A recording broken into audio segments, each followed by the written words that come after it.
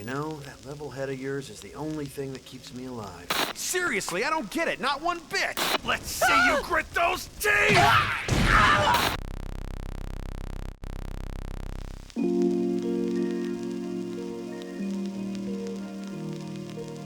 If you asked me a couple years ago how I'd describe Kamina from Gainax's over-the-top mecha anime Gurren Lagann, I would have said something like, the manliest man to ever man. Having only seen it twice when I was just starting out in the anime analysis game, that's the exact impressions I got of him. But now that I take the fun out of anime by beating their thematic elements to death, I locked onto something much different. Kamina very much looks like a miracle worker who can make the impossible possible, but that's not really Kamina. Kamina is actually weak. Now, before you rightfully start to draw conclusions based on my very overly general statement, I'll clarify. Kamina is a very resilient man who transforms himself into a true hero and helps kickstart a new era for the entire human race. He's a true leader, but he's not strong. We have to look at how much of that success is really his own doing, and how much is just the self-made legend of the badass leader of Team Dai Gurren. If you look at the overall timeline of Gurren Lagann's first 8 episodes, it's easy to see everything as a result of Kamina, but in reality his role in these critical moments is that of a spark. He kicks off the roaring fire, but his actual contributions to what follows are lost in the blaze. Take the first real scene of the anime where he ropes Simon into escaping the village with him. His sheepish sibling of Spirit is much less engaged with his plan, quite content just living out his meager life as Simon the Digger, taking pleasure in his small treasures. But he's forced in anyway for one simple reason: this attempt is nothing without Simon. Kamina's entire plan is the pig moles forming a tornado towards the ceiling for his bro to drill through. The moles run rampant, Simon has his drill, and Kamina yells a lot. You can maybe say he's directing the pig moles, but that's really just a maybe. Everything could have really gone the exact same without Kamina. Later, when the first gunman falls into their village, it's the same idea. Kamina talks a big game, but outside of actively hampering Yoko's efforts, this is all her and Simon resolving the danger. Same thing kicking off episode 2 as he yells at the gunman and Simon saves him. He starts to have more of an impact as he steals what becomes Gurren, but this is another case of Simon being the one to save the day. Kamina was already down an arm and a leg against 2 gunmen he'd hit once each. His bro's quick maneuvering is what actually did it. And I could go on listing every encounter and this pattern fitting them, but I feel like Lagann summarizes it best. Simon's mech is the important one, the one that can make all of these grand actions possible. Without the head, Gurren is just another gunman that would have been scrapped by the, in my totally unbiased opinion, best character Viral. Now, you'll probably have a few complaints about that previous section, and how those examples of combat alone don't tell the whole story, and that's good. It means Gurren Lagann did its job in developing Kamina into a new brand of hero. Just because he isn't the one to land the finishing blow or shine the brightest in the middle of combat doesn't mean he's nothing. Yoko puts it best to Simon here. Take a good look. He gets up again and again, and he'll keep doing it until you show up. Kamina said to you, just believe in the me that believes in you. So how about it, Simon? Kamina is resilient, and that's something worthy of praise on its own. He gets beaten back into the ground again and again, but nothing ever keeps him down. Not one gunman, not 2, or not even 16. Not even his own death. That ability to fight through anything is nearly unrivaled, and it's the key physical aspect to pull together everything we'll be discussing in just a moment. It's something exceptionally admirable about him, but it's also not the most important part of what Yoko says. Until you show up is. This, as she recognizes, is the real core of Kamina's strength. Just because a spark gets lost in the fire doesn't mean it's not important. Without it, there is no fire, and everyone freezes to death in a hole in the ground. Kamina's strength is acting as the spark for everyone's fire. The fact that he's able to survive these situations and then bring others to his rescue is his most powerful trait. It's abundantly clear through the first half of the anime that Simon is someone who lacks confidence. Like everything else, Gurren Lagann isn't subtle about this fact. He's so averse to, well, everything, it's a wonder he does anything at all. And this is Kamina's strength. How much he recognizes his own tactics is up for debate, but he understands physicality. He knows that Simon won't act on his own, but he also knows that Simon needs him. Faced with death in Jiha village, Simon doesn't run, he stays right there by his brother. So if that brother throws himself into the face of death, Simon, who needs him, has no choice but to follow him right in. Kamina isn't powerful, his actions alone don't have a grand end result, but he moves those who are powerful to action, and theirs do. He bypasses their confidence and supplements his own. For him, that's the role of a leader, and one he does exceptionally well.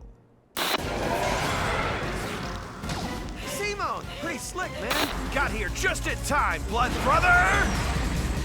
Kamina once said to me, he's always the one who saves my ass. Now, so far this may have been painfully obvious, but we have a lot more to cover.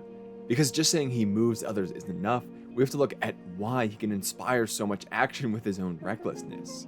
If he was just some nobody, would anyone jump to his defense like this? The action of a leader in times like the ones in Gurren Lagann is to move others, but how do they become someone worthy of that role? And this is where his genius, whether intentional or not, really shines. Some of his sparking actions are actually quite impressive because they're intricately crafted to look like much more than they really are. As they say, Kick logic out and do the impossible! Remember that. That's the way Team Gurren rolls! we'll get back to just how statements like that are very carefully crafted themselves in a moment, but let's focus on the idea of impossibility for a moment. Kamina is seen as a miracle worker. Like Lelouch in Code Geass, he begins to gain a following by doing things no one was able to do before him, things that were deemed impossible. But none of those were actually impossible, to be Captain Obvious for a moment. The problem is that people thought they were, so they never even attempted them. But Kamina has evidence otherwise for each one. For those who've lived underground for hundreds of years, the surface is simply a myth. But Kamina has physically seen it, he knows it's there. While they all berate him for claiming the impossible, he already knows it to be true. Just doing what he knows can be done to them is a miracle. Stealing a gunman is another case of this. The anime makes it a point to show Kamina observing the beastman leaving his gunman while everyone else is too busy fighting to notice it. Hell, even later when he takes one, the other beastmen assume their comrade is dead. And now that second part is mostly a joke, but it shows that neither side considered a human would actually steal a gunman. The humans weren't looking close enough, and for generations had already had an idea that it was something they could never do.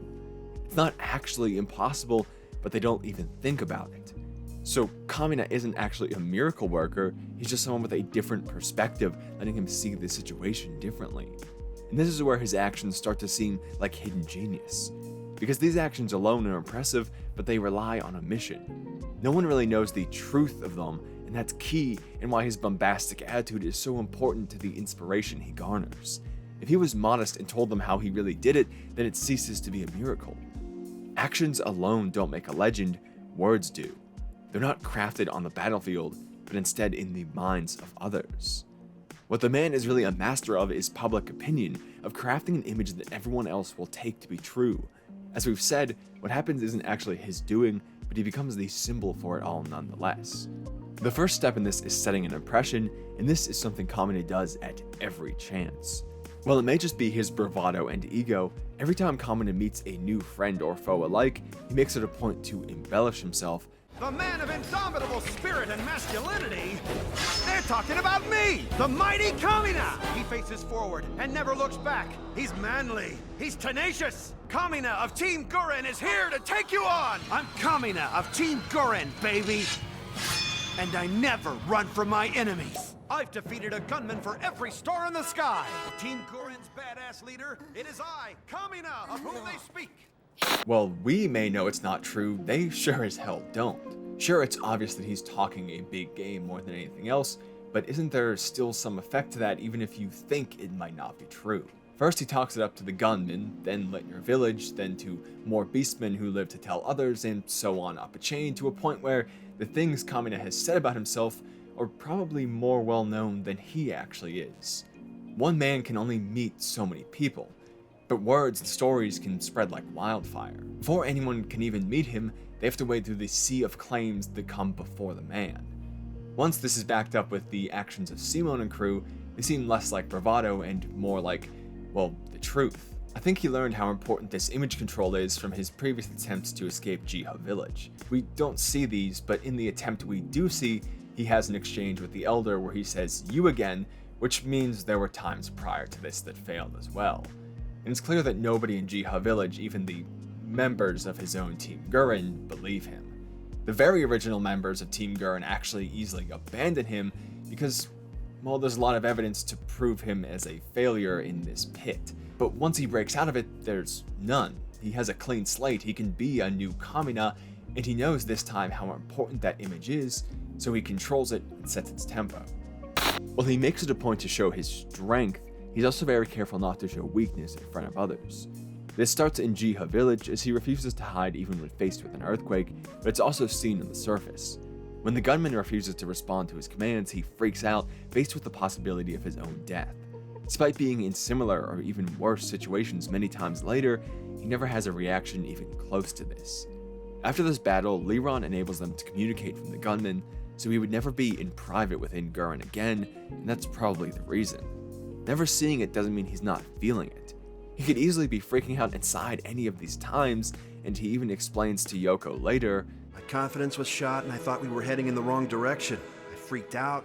Honestly, I was just acting tough. he's always like this. He just knows how important it is for him to look like he never is. Now, he does break for a moment when he sees that the skeleton was his father's, but apparently he quickly recovers from this. We don't see it, but Yoko asks Simone, But instead he finds out he's been dead all this time, and that should have come as a shock, so why is he pretending not to care? and we can infer from there his story and the time that this is fairly soon after. So he attempts to recover quickly. This is more image control. If others see him in moments of weakness, he becomes less like some warrior of legend and more like anyone else. And people don't follow just anyone else. What he wants people to know of him are these surface details, his bravado, his achievements, his stories, his image, not actually him. He opens up to Yoko and Simone, and this is part of why they react so differently from everyone else after his death. They knew Kamina, everyone else knew his legend. But that's a topic for another video, which, in full transparency, I can make if this one does well. But moving on, once again we reach another step. To summarize, he's not strong, he just has help from others. But in doing that, he makes himself look strong, and he talks a big game to back it up. But all of that requires the right timing and place. You can't just start shouting and have people listen. One singular trip to New York City showed me that from multiple street corners. To make a legend, you have to have the situations to create it in the first place. He can't just talk at random times and have an effect. There needs to be careful consideration on when and where he makes a mark, and Kamina is a master of capitalizing on the situation. It's sort of like having a PR team who tells you when to dunk on a stupid take on Twitter. You didn't actually do anything, but you can garner some attention and good image through it. The second the gunman breaks through the ceiling of Jiha Village, Kamina is on this. Before he knows what or why this thing is, he starts his speech. Because no one knows what this thing is, he can become the one to set the narrative. Plus, at the same time, he's making a scene in front of the cowering village elder. He takes his sword, which also may or may not basically be a penis metaphor. I mean, when he's standing in front of a shocked V-roll with an excessively lengthy rod he keeps unsheathing. Basically, the elder is the one being dunked on in our simplified example, and the narrative is being twisted in our new hero's favor. Kamina is looking strong where others are weak, and dictating where people's minds are going, all while having actually done nothing. This is the same as every time he spouts off and is saved by Simone or Yoko. Being in danger isn't the only time this comes out either. The moments after the battle is over are just as important.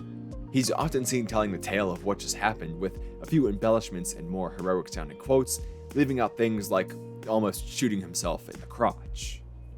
There's a few things that work here. He can polish up the story and make it sound even better than the already quite frankly great result. He can drill the idea of it into their heads while they're still on the high of victory, and the more people who know about it, well, the better it is, because then they can tell everyone else, and like we said, it spreads like wildfire. It's big talk, but it has a big effect as well. His never backing down is another way of capitalizing on the situation too, and taking it to an extreme.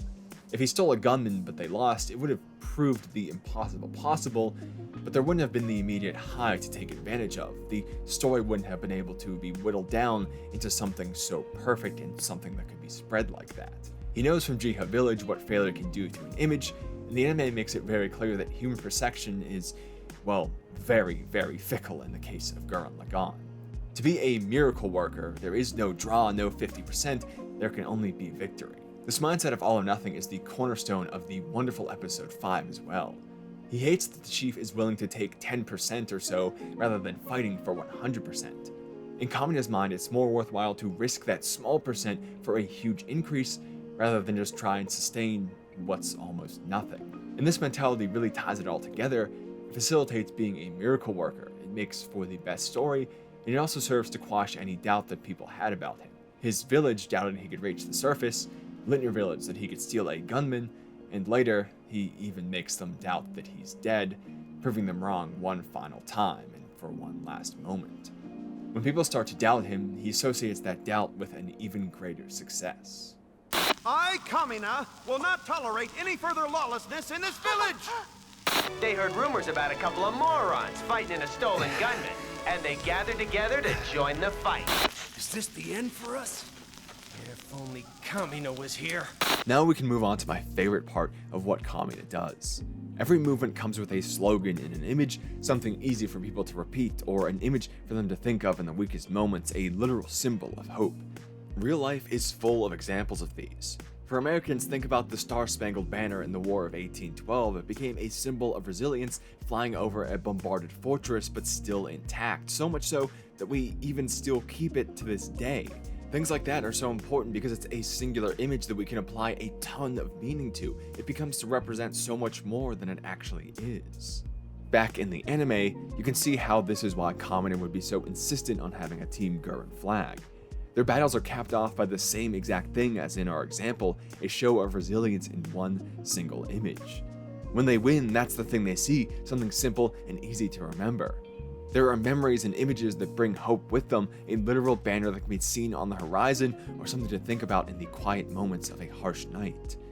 And Kamina mastered something else with symbols. They don't have to just be visual. This is shown best through his absolute mass of slogans. He's very good at just flooding the zone. He says a bunch of things, and eventually some of it will stick, the rest will be forgotten, and all attention will be on him. That's how humans work. We're limited and want to simplify things as much as possible.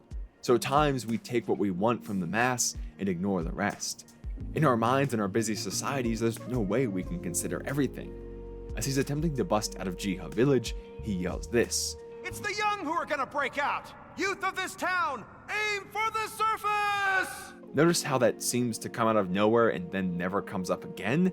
Because it wasn't a relevant message, there was no one who resonated with, so he dropped it. It's one of the things he threw out there and it just didn't work. But then we see his later ones do. In episode 4, he has a long rant about everything behind combining, which is really just word salad, but we'll play a bit of it for you here. Manly combining isn't like some cheap and tawdry love affair where you're free to just come and go as you please. Your sorry way of combining doesn't stick to any principles. There's no honor in it. Now there is something to it, an idea of bonds that are more than just physical, but it's saying a lot of things from something very minimal. And that's exactly the point, because look at Kitan's reaction. What in the world is he babbling about now? True bonds, huh? What? He takes a little bit of what was said, which is tied to a heroic moment for Kamina, and makes it his own. He values deep connection with his family, so this random statement resonates with him. This is the kind of thing that bounces around in your mind and makes you want to come to the rescue later. This idea goes even further in episode 6, when he narrates to Simone, You know why people have eyes in front? It's 'cause you have to move forward to see the landscape in the distance. Simone adds on to this statement, mentioning how it also lets you see the backs of the people in front of you. Here, he added his own personal meaning onto Kamina's statement, and it becomes something different, something more impactful and personal for him. Not only can people take what you say, they can take what they want you to say. Simone is always looking at the backs of others, so he adapts this statement to fit his own situation more. This is what's happening every time Kamina spouts off in grandiose fashion like this. Every sentence is something that could resonate with someone, somewhere. And those things do. They become the core of the movement, each person with a deep and personal legend of Kamina in their own mind. Everything else in this video you could convince me is incidental, both on Kamina's side and on Gainax's. That it's all just a coincidence as they went to make a ridiculous over-the-top character in a ridiculous over-the-top anime. But this aspect is so good and has those direct moments that I'm choosing to hold firm on this one. Kamina mastered not being meaningful, representing the opportunity for meeting, and I love that so much. Believe in the Kamina who believes in you! What's that mean? Your drill is meant to dig towards the heavens. It's not for running away. You got that? If you really don't want to do it, all you've got to do is not do it! To start wrapping things up, we have to recognize something we mentioned earlier. Human belief is fickle. Yoko loses faith in Simon after one failure, the entire crew does later, even to the point of throwing away Lagann, and the final arc of the anime is all about this. This is part of why I consider Kamina to be resilient and impactful, despite not being powerful himself. He takes an absolute beating as the legend of himself. He's forced to get knocked down and get back up again and again and again. He has to keep up a strong face and healthy image at all times, even when he's about to die. When he says, "Can a guy get a little bit of sleep around here?" it killed me. And then a few moments later he says to Simon, Let's combine. We'll use Gurren Lagann to finish up this last mission. this last mission. Kamina knows he's about to die here, but even in these final moments, the legend of Kamina calls. Based on everything we've covered here, he knew that he couldn't die in this moment just after delivering his most important inspirational moment of the series. The best attack Kamina lands in the entire anime is friendly fire. This punch on Simon is more important than any on his foes. He has to bear the burden of hitting his best friend. And that's even after bolstering Simon the entire anime. He tells him multiple times he's only alive because of Simon when they're alone. He makes sure to mention him when he's telling these stories. He never once loses faith in him like everyone else, and he never tries to take Simon's power for his own. Simon in these moments are proof of Kamina's leadership and how much of a constant and active effort it really was. Think about the scale of his actions, essentially how the story progresses. First, he just wants to reach the surface. Then he wants to defeat a gunman, then two, then steal one, then steal a massive one. He's increasing the action every time. Because human belief is such a hard thing not to grab, but to keep, he has to keep scaling these actions up again and again to reaffirm that he is not the man, but the legend. And the same thing when they get complacent. Right when Yoko starts to get comfortable saying Team Gurren, he changes it to Team Die Gurren. If they stop or stagnate, it's as good as over, so he keeps that from happening even in these small ways. Make no mistake, when I say Kamina is weak, I mean it. But when I say he's resilient and impactful, I mean that just as much. When I say he's a leader, I mean it just as much. There's other takes on leadership presented in Gurren Lagann that we can hopefully cover on another time as well, and make a case for different situations needing different leaders. But for this one, a world where people live in a meager despair, what greater hero is there than someone who can prove that false? Being a leader doesn't have to be about power, or leading the charge directly by yourself, or making the hard decisions as we'll see later. It doesn't have to be about being kind at times or making everyone happy through careful planning. There are times and places for these things, but they don't define a leader, they're just parts of one. Kamina leads through others, through inspiring those who are more powerful than him. From his first moments of relying on Simon, this is clear. There's always going to be someone stronger than you, so why not, instead of fighting them, bring them into the fold? Gather your strength through theirs. Inspire them to be even better, so everyone can be even better. This is the true strength of Kamina, and a very relevant thing to making himself a legend. He's riding on the backs of others, but they think they're riding on his back. It's not one taking from one side or the other, it's a give and take between both. Each side pays a cost and gets a benefit, and everyone is better in the end, at least for a little while. Does Kamina's kind of strength come with its own downfall? When a legend is so much larger than life, when everyone thinks they relied on him even when he was actually relying on them, what happens when that kind of person is gone? When no copy can ever match the original? When most have no idea what really went into his power and carry on with the completely wrong idea, and when a few know just how much it was, and destroy themselves trying to fill a hole with what's left in whatever way they can. Every strength comes with a weakness, every leader with a downfall, and Kamina is in no way an exception to that rule. But that's something that we'll have to wait for another time. Gurren Lagann has 3 distinct sections around the idea of leader. Kamina's reign, the reaction to his fall, and the world that grows from it. I think the first 8 episodes we covered here are the best of the anime for sure, but there is a lot to be said about those 2 other sections as well. They provide the balancing act for what we covered here today, breaking down some of the ideas and adding more onto the pile for others. But for once, I do feel comfortable leaving this as a standalone, because the anime is clear that what Kamina did was in no way an easy task. In those final moments where his effort was clearer than any other time, there's one thing we should take away: great people have great falls. And just like him, we all have to be prepared for the consequences. But I do hope to cover Simon and Rossiu and even Kitan in other videos, but in being transparent as always, this one will have to do well for me to focus on the same anime again. So leave a like or a comment, not just because it helps out the channel and we'll push it so we can have another video, but because I'd like to see your ideas on this as well. Kamina is a character that I love, but he's very much unlike myself or others that we usually cover, so I'm happy to see some other takes, things I missed, or anything else you thought as well, because again, I'm always open to growing this as a community and more or less just presenting ideas as in the purpose of creating thought rather than saying anything definitively myself. And I think that's one of the great things of being able to do what I do here. But I'm cutting myself off there because I felt myself starting to ramble, so I'll just move into the important stuff at the end very quickly here. So just give me 1 more minute of your time. I have some important links in the pinned comment. My Twitter will be first of all, which is announcements of new videos, random thoughts. I'll have my Twitch as well, where we're going to start some live streaming stuff, which will be explained in depth there and some other places. My Patreon, which is the most important, my Discord before that, my Discord where we have some new bots and just general discussion things and hangouts, and then my Patreon, which is the most important, where you can get your name at the end of videos, and once we get more people over there, we can have some more benefits as well.